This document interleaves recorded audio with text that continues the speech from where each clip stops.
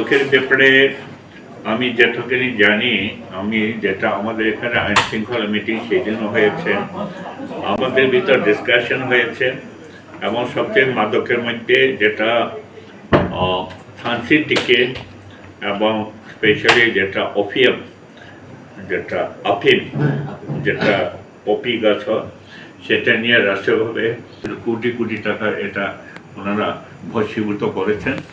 আমাদের প্ল্যান হচ্ছে আগামীতে শীতকাল আসলে ব্যক্তিব এখানে প্রশাসনের উপজেলা যারা দায়িত্বে আছেন, স্পেশালি আলীকদম থানসি,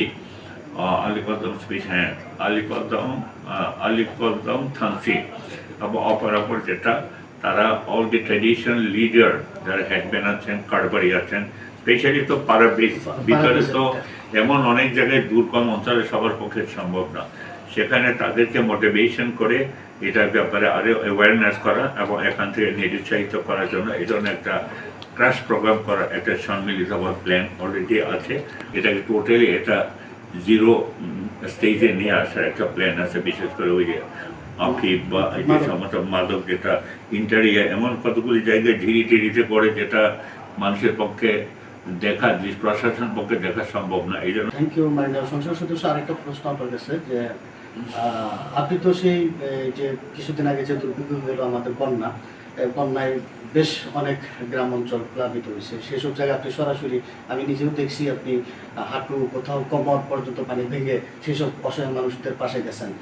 বর্তমান কি তারা কি অবস্থায় আছেন সেসব খবর কি আপনি রাখছেন? আসলে এখানে দুইটা জিনিস, বন্যোত্তর যে জিনিসটা সাধারণত মানুষের যেটা প্রতিক্রিয়া সবচেয়ে বেশি যেটা সমস্যা হয় সেটা তো পানির সমস্যা হয়, আপনারা সবাই জানেন, আর হেলথের সমস্যা হয়। যেমন আমাদের এখানে আলীকদমের ইনঅ্যাক্সেসিবল এরিয়ায় হামের জন্য প্রচুর ক্ষতিগ্রস্ত হয়েছে। সুতরাং এটাকে মিনিমাইজ করার জন্য সেটা এখানে যারা law enforcement agency, health department extremely care করছেন। আবার এখানে বান্দরবনও রুমা থেকে স্পেশালি ম্রো এবং খুমি যারা ইনঅ্যাক্সেসিবল এরিয়া থাকে তারা হয়তো অনেক সময় অ্যাওয়ারনেসের জন্য ওই যে ইনজেকশন সহজে নিতে চান না। দেখা যাচ্ছে এই সমস্ত যারা দুর্গমে আছে তাদেরকে next day after rainy season এদেরকে মোটিভেশন কাউন্সেলিং করে যাতে সেটা নেই, তাহলে ওনাদের যে ক্ষতিগ্রস্ত হওয়াটা আগামীতে সেটা হবে না। এবং যেখানে গ্যাপ করে সেখানে আমি রিপেয়ার করার প্ল্যান ডিজাইনে আছি। ধন্যবাদ। থ্যাংক ইউ মাননীয় সংসদ সদস্য, আপনাকে অসংখ্য ধন্যবাদ। হয়তো আগামীতে আবার দেখা হবে।